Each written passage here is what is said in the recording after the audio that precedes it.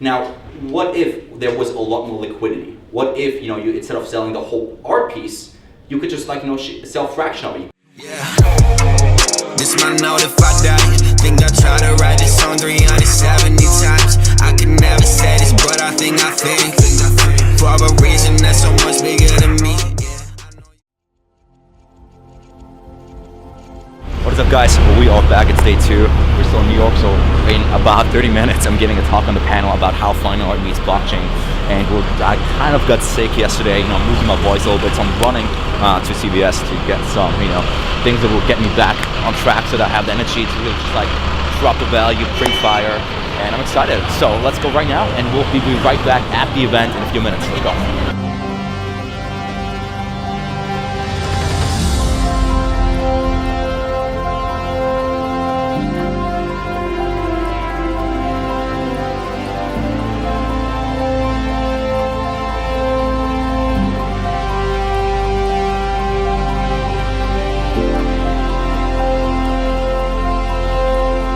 So really, since today's about fine art meets blockchain, I think most of the other speakers are really more on the fine art side. Yeah. I'm more on the blockchain side. More on the blockchain right, so more on the tech side of how we can really, apply it. Because a lot of people kind of treat blockchain kind of conceptually, it's they treat it on this very thin level, but it goes a lot deeper, and that also shows different levels how we can apply it. Well, tonight we'll be talking about how blockchain and fine art. Okay. So it's basically and I'll venture to a little bit more blockchain than fine art because I'm not a fine art guy. Yeah. But the main idea is how we can apply blockchain. It's not just Bitcoin. It's not just money. It's about how it can really disrupt so many different industries. For example, here we talk about fine art. I'll probably talk about energy and a couple other things as well. So as an example, maybe you don't maybe you want to invest into art, right? Yeah. But of course, you can, more than likely you can't afford some of these. If you've ever been to Art Basel, something like that, hundreds of thousands of dollars, millions of dollars. Yeah. But with crypto, you can tokenize it, right? So that you own maybe a fraction of the painting, and you can use it as an investment vehicle. What is up, guys? So we're in the official venue right now. It's incredibly beautiful. There's art everywhere, and people are starting to come in. I'm really excited. We're about to get started in 10 minutes. I am feeling a little sick, but powering through. I gotta deliver that value, make people happy, and it's fun. I love being up there, sharing my experiences, sharing my knowledge, and at the same time, you've had some of my followers come in. Malik, one of my Crypto Academy students, came by, brought some friends. It's really cool, seeing the community come together for these events, being able to see more of you. So I'm super excited. Guys, we're about to get going, so you'll see the segment in a second.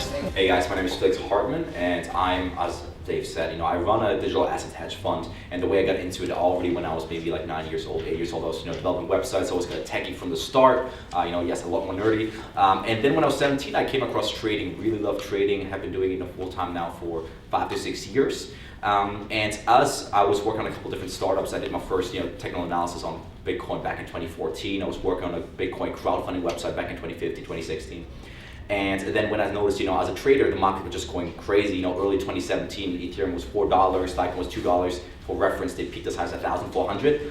I said, forget the startup, let's go all on full-time trading. Did that fairly successfully, so a lot of people came to me, wanted to throw money at me, so that's why I decided, let me start the actual hedge fund. So Hartmann Digital Asset Fund is one of the first 200 cryptocurrency funds in the world. How do you see fractional ownership trading on an online exchange? How would the token sale go about? Walk us through what that would be ideally. Well, people who maybe are artists, who they hear about this, and eventually, this market doesn't really exist yet. What we've been talking about is all theoretical for the most part. I mean, it can happen quickly, but what would it actually be like? So I like keeping things practical, how it really matters to you, right? So I think one of the biggest issues we see in the art market, and a lot of the markets where we talk about wealth preservation, the 3 big pillars, fine art, real estate, gold. The general thing that connects them all is that there's not that big of a level of accessibility, right? So it's really, if you think who owns gold, who owns fine art, it's not, it's a smaller demographic. And I think that's also why fine art market is, I would say, only 64 billion when we talk about crypto market with 800 billion. I think it could be a lot bigger. So why does it matter to you that there is more accessibility? I think the question would be, as an art collector, when do you sell your art? It's generally either when there's an incredible opportunity, let's say the artist dies, or perhaps when you just need the money. So 90% of the time, I would guess that you're selling when you just really need the money, because you're collecting. Literally, the definition means you're not trying to sell it. But at some point, life throws you a curveball, so you sell. And generally, while I'm not an art collector myself, I have plenty of friends. You go to an auction and you sell it, and you take whatever you can get. Now, what if there was a lot more liquidity? What if you instead of selling the whole art piece, you could just sell a fraction of it? You could go into an exchange, and I don't think this is where we get more technical. I don't think it would be like an exchange like an E-Trade or Charles Schwab, because I don't think the volume would be there, but it could be over the counter, where there is enough where, because we're fractionalizing it, you have so many more participants. It's not just the people in the room and like New York City and Miami, the high wealth demographic, but much rather somebody with a couple $1,000s could own a piece of $100,000 million piece. So that gives you the liquidity to exit part of the painting, and maybe when your financial troubles are over, you can get them back. So I think it really helps both demographics, where you will have more liquidity, and those that are currently excluded from a lot of these markets by tokenizing are getting that access, are able to diversify. And I think diversification is just another big concept where, because good, let's be real, good art is expensive. So you're not owning a lot of it, unless of course you have that money. So you can from the get-go diversify and take many different pieces of art. Would the resale price have been as high if the ownership, if it wasn't a pure 100% ownership structure? In other words, we could say, well, it's going to go up 20, 30x. But would it have instead gone up 5 or 10x? What changes if an artist retains partial ownership in that work? Generally I would say when we tokenize that we actually see increases in prices, because the thing with Bitcoin, for example, you might say, hey, it's trading at $10,000. You don't have to actually pay $10,000 to get one Bitcoin. You can buy 0.001 Bitcoin. And if I pay $10,000 times 0.001, then the market price is 10,000.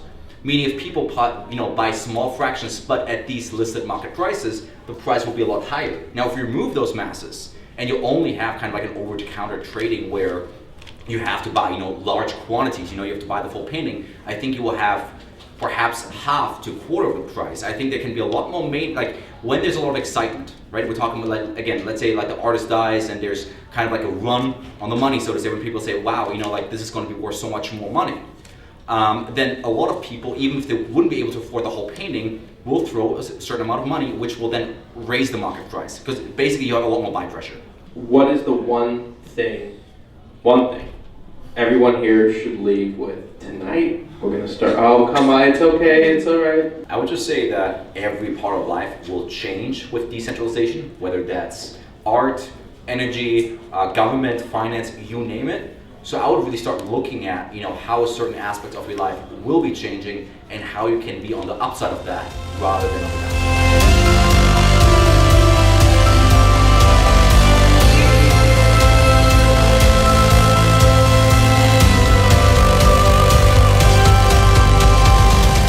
So we just finished our talk. It has been a crazy long night. It was amazing though. We talked for about 2 or 3 hours. You guys will see there was quite a lot of content. Once we upload the actual talk itself, you'll see it's probably like an hour-long video. Just because we dove really deep. So I enjoyed it. It was a little strain on the voice, as you can hear, but it was incredible because we really went deep into the fractionalization of fine art, and we went into all kinds of subjects, as well as, for example, money laundering and all that fun stuff of how the sector of fine art and blockchain is really going to transform over the coming decades. So I met a lot of cool people. Definitely thanks so much for Dave, having us here and letting me speak. It was an incredible experience. Now it's late. It's probably 11 o'clock. Got to finish up some work and then just probably heading off to bed. Tomorrow's another day. Got a lot of investor meetings planned up. So thanks for watching. I'll see you next time.